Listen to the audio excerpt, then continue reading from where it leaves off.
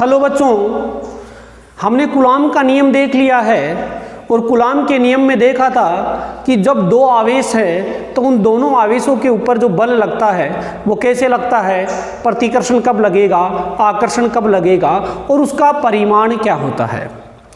आज जो हम चर्चा करेंगे वो करेंगे कि ये कोई ज़रूरी नहीं है कि दो ही आवेश हों, ये कोई ज़रूरी नहीं कि किसी भी निकाय में दो ही आवेश हो, वहाँ बहुत से आवेश हो सकते हैं, 1 2 3 4 5 6 कितने भी आवेश हो सकते हैं।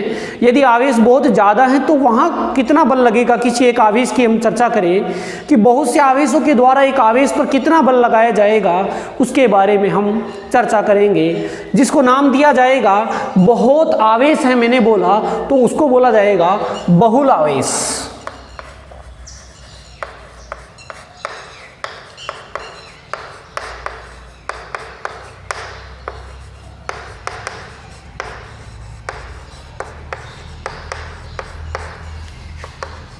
और इसको जो अध्यारोपण का सिद्धांत है उसके आधार पर ज्ञात किया जा सकता है।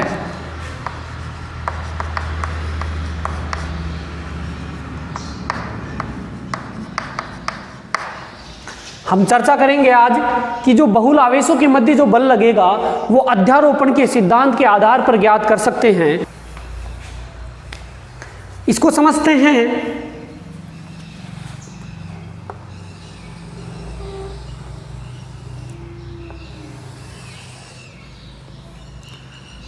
यहाँ कोई आवेश है जिसको हमने नाम दे लिया Q0, जो पीछे करके आए हैं वही प्रोसेस अपनानी है आपको। और ये जो मूल बिंदु है यहाँ से जो हम इसकी दूरी लेंगे वो क्या ले लेंगे, R सदिश नोट, R नोट सदिश के रूप में हमने ले ली।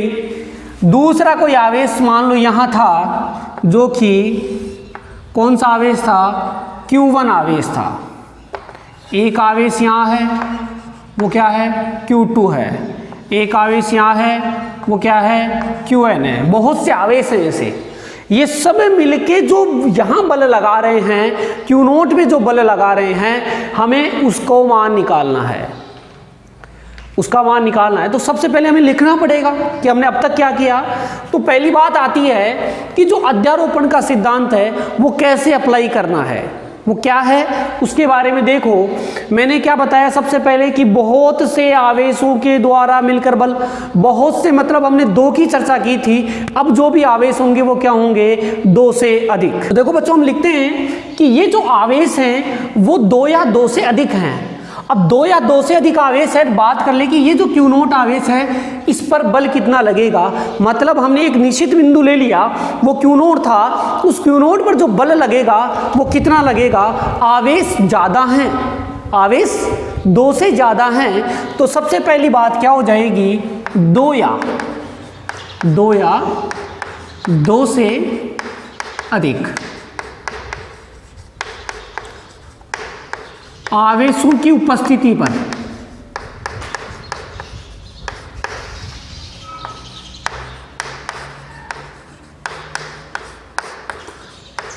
दो या दो से अधिक आवेश उपस्थित हैं, वो किसी बिंदु पर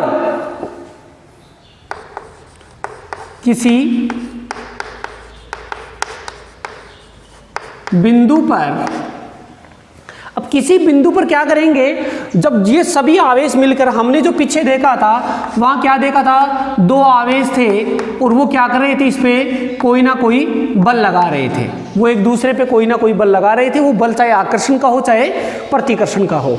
अब बात क्या हो गई, यहाँ चेंज क्या आया, आवेश ज़्यादा हो गए। तो अब किसी बिंदु पर जो परिणामी बल लगेगा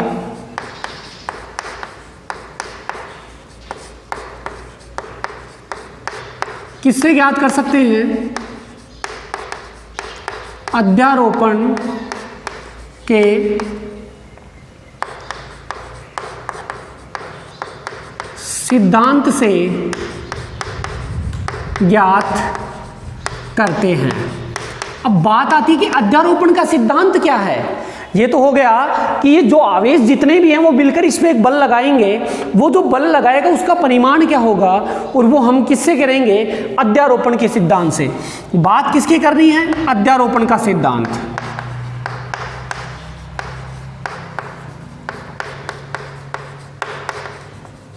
और अध्यारोपण का जो सिद्धांत है वो क्या है, अध्यारोपण का सिद्धांत यही बोलता है कि जो ये जितने भी आवेश हैं वो किसी एक बिंदु पर बल लगा रहे हैं, और वो बिंदु क्या है अपना यहाँ Q0।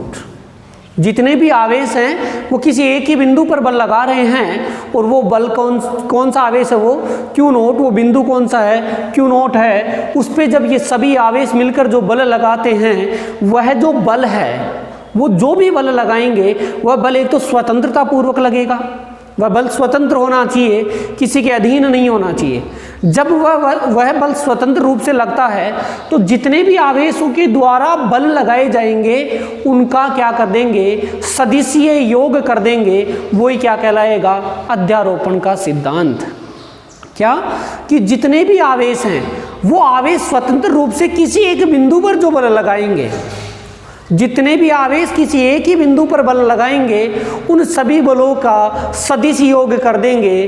तो क्या आ जाएगा, उन जो बल लग रहे हैं उन बलों का जो सदिश योग आएगा उन सबको जोड़ दें, अपन योग कर दें हम, क्या हो जाएगा, किसी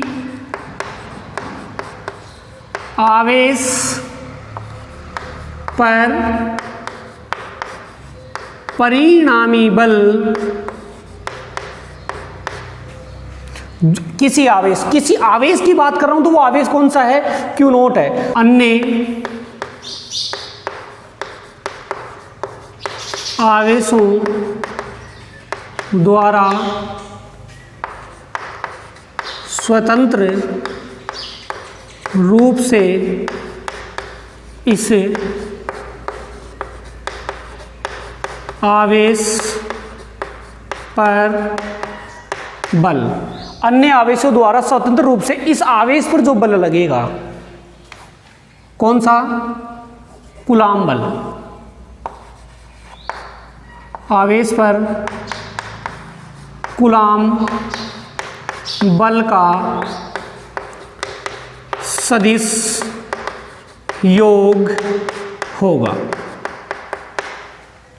बात क्या आ गई, जितने भी आवेश हैं वो आवेश मिलकर इस आवेश पर जो बल लगाएंगे, इस बिंदु पर जो बल लगाएंगे, जो और बल कौन सा लगेगा, कूलाम बल, उसका हम क्या कर दें, जितने भी बल लग रहे हैं उनका सदिश योग कर देंगे, बलों के सदिश योग को कर देंगे। तो वही क्या कहलाएगा, उस पर लगने वाला कुल बल, अर्थात उसी को क्या कहेंगे हम यहाँ, अध्यारोपण का सिद्धांत। जो जितना बल कार्यरत है इस आवेश पर उसका योग कर देंगे। हो गई ये बात। अब हम देखो चर्चा करते हैं, आवेश क्या माना, Q1 है, Q2 है, Q0 है और Qn है। हमने यहाँ जो Q1 आवेश है, Q2 आवेश है, Qn आवेश है, ये हम जानते हैं कि ये Q1 जब इस पर बल लगाएगा, और मैंने आपको फर्स्ट इसके पहले वाले वीडियो में बताया था कि बच्चों जब तक चिन्ह नहीं दिया हुआ हो तो हम किसका मानेंगे, आवेश को धनात्मक आवेश मानेंगे। इस पर एक बल लगेगा और वो बल किधर लगेगा, इसी डायरेक्शन में, क्योंकि समान समान आवेशों के मध्य प्रतिकर्षण बल लगेगा। ये कौन सा, यहाँ जो बल आएगा वो F आएगा। F बल कौन सा लग रहा है, F 0 पर लग रहा है, किसके कारण लग रहा है, 1 के कारण, सदिश के रूप में लिखते हैं। ये हमने पहले चर्चा की है, इस चीज़ की हमने पहले चर्चा की है। अब ये जो Q2 है, Q2 आवेश भी इस पर बल लगाएगा और वो बल इस डायरेक्शन में लगेगा जिसको हमने क्या नाम दिया, F सदिश। कौन सा, 0 पर लग रहा है, कौन से के कारण, 2 के कारण। ठीक है, ऐसे ये आवेश भी इस पर बल लगाएगा। इस आवेश की जब हम बात करेंगे कि ये आवेश भी इस पर बल लगाएगा, ये आवेश जब इधर बल लगा रहा है तो ये कौन सा बल हो जाएगा, ये बल हो जाएगा यहाँ इस पर F0,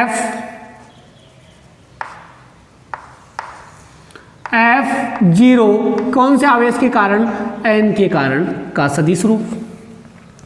तो हम इस आवेश पर हम जो बल की बात कर रहे हैं तो हमने लिखा भी क्या है, दो या दो से अधिक आवेश हो गए, वो किसी बिंदु पर जो बल लगाएंगे उन बलों के क्या कर दें, सबका टोटल कर दें, उन सबको हम जोड़ दें, वही क्या कहलाएगा, अध्यारोपण का सिद्धांत कहलाएगा। ये बात हो गई। तो देखो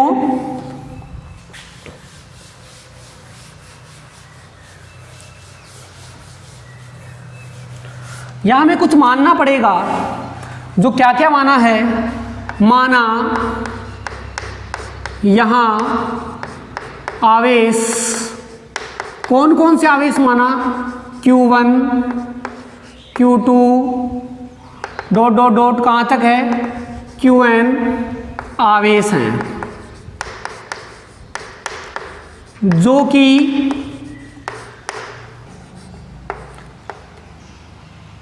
Q0 से इनकी दूरियां, कि Q0 से कितनी दूरी पर है, ये यहां से यहां तक की दूरी क्या हो जाएगी, हम जानते हैं R सदिश। अब ये 1 है और ये नोट है, तो R0 1 कौन सी हो जाएगी, R0 1। ऐसे ये जो दूसरा आवेश है Q2 आवेश, वो यहां से यहां तक की ये जो दूरी है वो क्या हो जाएगी, R0 सदिश 2। ये क्या दूरी हो जाएगी, R0 n सदिश। तो इनकी जो दूरियां है, दूरियां क्रमश है क्या क्या है, Q1 की Q0 तक की दूरी, Q1 की Q0 तक की दूरी क्या है, R सदिश नोट 1। Q2 की Q0 तक की दूरी, Q2 की Q0 तक की दूरी क्या है, R सदिश नोट 2। ऐसे ही Qn की दूरी क्या है, यहाँ से यहाँ तक की दूरी R सदिश नोट n तक की है। ये बात जो हमने पीछे किया है वही लिखा है, बस यहाँ आवेश 2 से ज़्यादा थे। अब बात आती है कि वहाँ हमने क्या किया था कि Q1 आवेश बल लगाता है Q2 आवेश पर, और वो कितना बल लगाता है ये हमने निकाला। अब यहाँ क्या निकालेंगे, आवेश Q1 है लेकिन वो बल किस पे लगा रहा है, Q0 पे। कोई सा भी बल हो, आकर्षण हो चाहे प्रतिकर्षण हो, वो लगा किस पे रहा है, Q0 पे लगा रहा है। तो Q1 आवेश द्वारा Q0 पर लगने वाला बल, तो क्या लिखेंगे, Q1 व Q0 के मध्य लगने वाला बल क्या हो जाएगा, Q1 तो हमने पढ़ा है F सदिश होता है K Q1 Q2 upon R square. अब बात आती है Q1 लगा रहा है Q0 पर, तो Q0 पर जो बल लग रहा है वो क्या है, Q1 के कारण F0 1 है, तो यहाँ क्या आ जाएगा, F0 1। जब यहाँ F0 1 आएगा तो यहाँ भी क्या आएगा, F0 1। जब हम सदिश के रूप में लिख रहे हैं तो ये तो केवल परिमाण हुआ, दिशा का बोध नहीं हुआ। तो दिशा के लिए हम क्या लगाएंगे, R कैप, वो भी क्या आ जाएगा, R कैप नोट 1। इसको हम परिमाण के रूप में लिखते हैं तो ये स्क्वायर कहाँ, यहाँ लगा देंगे, हो गया। इसी प्रकार हमने पीछे में R0 की वैल्यू भी रखी है, और R0 की वैल्यू किसके रूप में आई थी, जो हमने रख रखा है। तो R0 की अगर वैल्यू की बात करते हैं तो वो क्या आ जाएगा, R सदिश नोट 1 अपॉन परिमाण R0 1 का लिख दूँ। तो जब हमारे पास क्या आ जाएगा, F सदिश नोट 1 इक्वल आ जाएगा, K की वैल्यू भी रखो तो रख देना, Q1 Q2 की जगह क्या आएगा, Q0, Q2 की जगह क्या आएगा, Q0। तो Q0 अपॉन R0 1। अब जब हम इसकी वैल्यू रखेंगे तो इसका तो क्या हो जाएगा, क्यूब हो जाएगा, इसका क्या हो जाएगा, क्यूब हो जाएगा। और ऊपर क्या आ जाएगा, ऊपर आ जाएगा R सदिश नोट 1। ये हमने इस रूप में लिख लिया। ऐसे ही अब कौन सा आवेश, Q2 आवेश द्वारा Q0 पर बल, Q2 आवेश व Q0 के मध्य बल क्या हो जाएगा, F सदिश, अब नोट 2 आ जाएगा, क्या आ जाएगा, Q1 की जगह क्या आ जाएगा, Q2 आ जाएगा, Q0 पर लगाएगा, वही R सदिश, इसके जगह क्या आ जाएगा, 0 नोट 2 का क्यूब। यहाँ क्या आ जाएगा r सदिश नॉट 2। ऐसे ही हम nवे की बात करें कि nवा जो बल लगाएगा वो कितना लगाएगा, तो जो nवा आवेश है वो कितना बल लगा देगा, यहाँ लिख देता हूँ F सदिश 0n नोट n क्या आ जाएगा K QN लगाएगा Q नोट पर लगाएगा, R सदिश नोट n आ जाएगा यहाँ क्यूब हो जाएगा, और यहाँ क्या आ जाएगा R सदिश नोट n। अब अध्यारोपण का सिद्धांत क्या है, इनमें जो परिणामी बल निकालना है, टोटल बल निकालना है, वो क्या है, इन सभी बलों का सदिश योग कर दो, वो क्या निकल के आ जाएगा हमारे पास अध्यारोपण के सिद्धांत से परिणामी बल निकल के आ जाएगा किस पर, क्यू नोट पर। तो सबका योग जब हम करेंगे तो क्या स्थिति बनेगी वो देखो,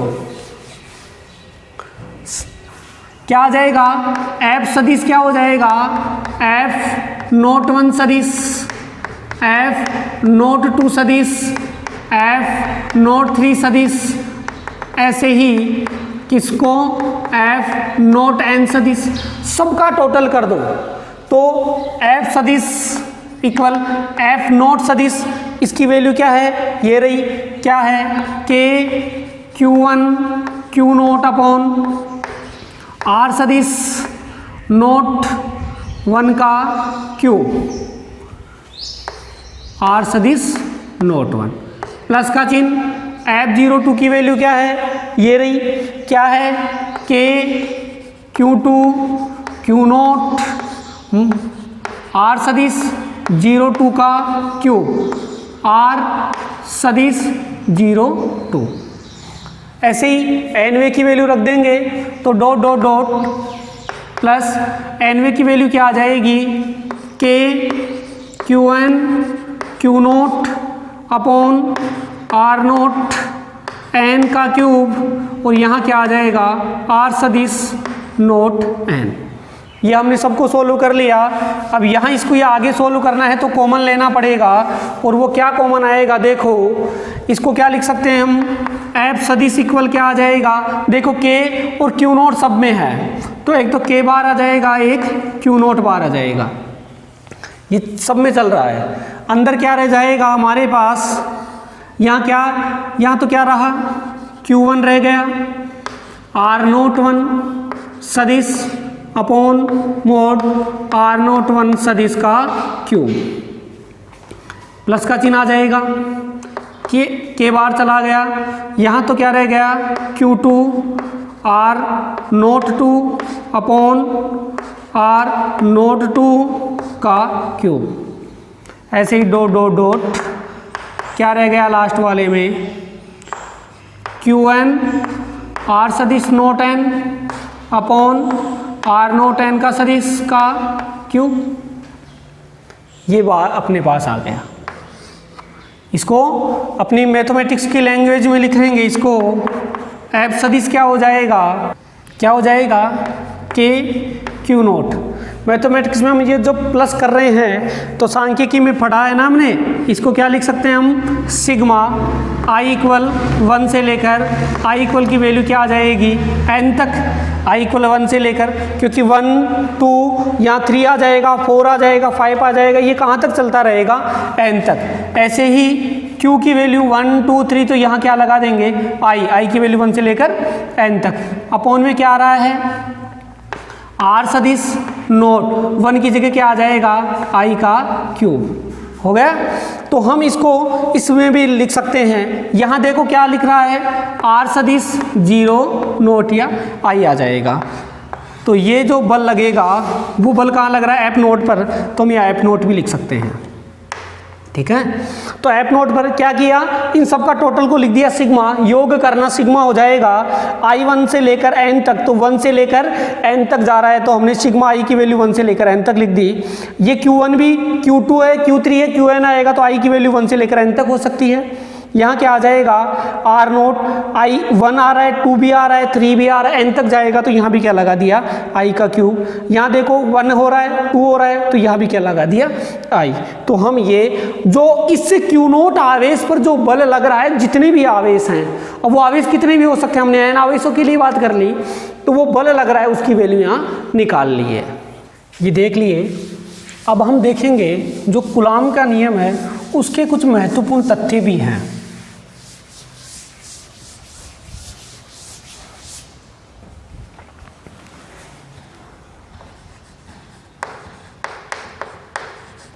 कूलाम के नियम के महत्वपूर्ण तथ्य, ये महत्वपूर्ण बातें हैं कूलाम के नियम की। वो पहली बात देखो, हमने जब कूलाम का नियम समझा था वहाँ बात की थी तो बिंदुवत आवेश, आवेश कैसा होना चाहिए, बिंदुवत। दूसरी बात हमने की थी कि आवेश हमेशा क्या होना चाहिए, स्थिर। उसका रीजन है, एक तो बिंदुवत लेंगे और एक स्थिर आवेश, दो की बात कर रहे हैं, तो वहाँ उसकी बात इसलिए कर रहे हैं, देखो आवेश अगर गतिशील अवस्था में आ गया तो वहाँ विद्युत बल तो था ही, अगर आवेश गति कर रहा है, स्थिर नहीं है, तो अगर आवेश गति कर रहा है तो वहाँ एक बल और आ जाता है, वो हम बोलते हैं चुंबकीय बल। तो अगर आवेश गतिशील अवस्था में है तो वहाँ दो बल हो गए, वहाँ कूलाम बल ही नहीं रहा, अर्थात विद्युत बल ही नहीं है, वहाँ दो बल आ गए। इसलिए पहला तथ्य तो क्या है, आवेश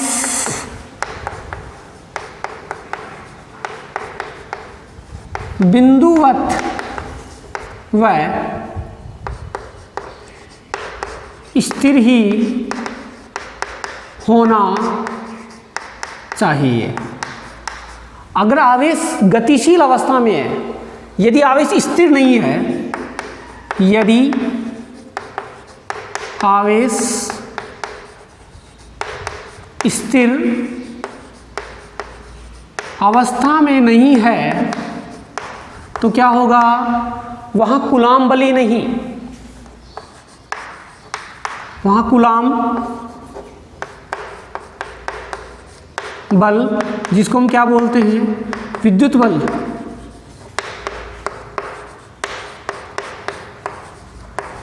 के अलावा एक बल और आ जाएगा, वो कौन सा है, चुंबकीय बल।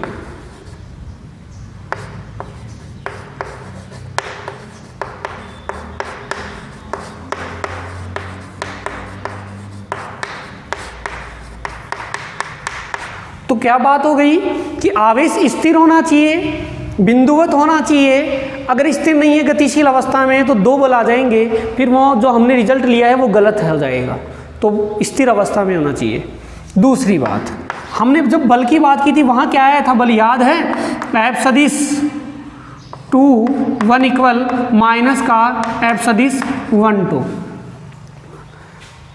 F सदिश 2 1 और F 1 2, वहाँ बोला था अपोजिट लगेंगे, विपरीत लगेंगे। तो इसको हम जो पीछे पढ़ा है 11th क्लास में हमने पढ़ा है कि गति का तृतीय नियम, गति का तीसरा नियम पढ़ा है, जिसको आप बोलते हो क्रिया प्रतिक्रिया नियम। इसको गति का जो तीसरा नियम है वो अप्लाई होता है यहाँ, यहाँ गति का तृतीय नियम यह कर दो, गति के तृतीय नियम की पालना करता है,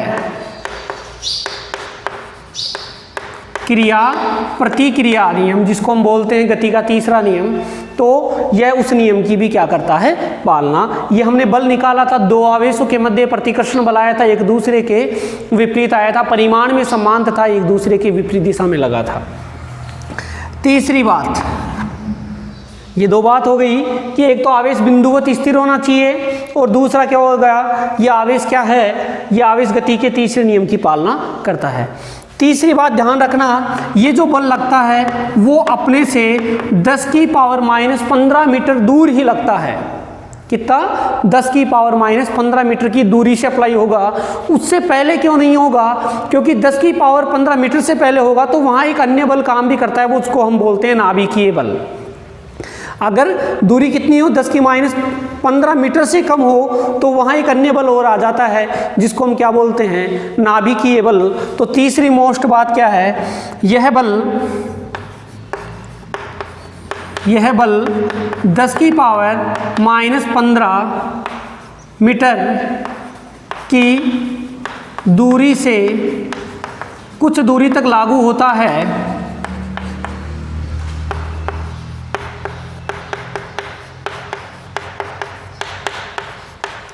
(10⁻15) मीटर से कम दूरी पर लागू नहीं होता। और क्यों लागू नहीं होता? क्योंकि वहां कौन सा बल आ जाता है? नाभिकीय बल। क्योंकि इससे कम दूरी पर नाभिकीय बल भी लगता है।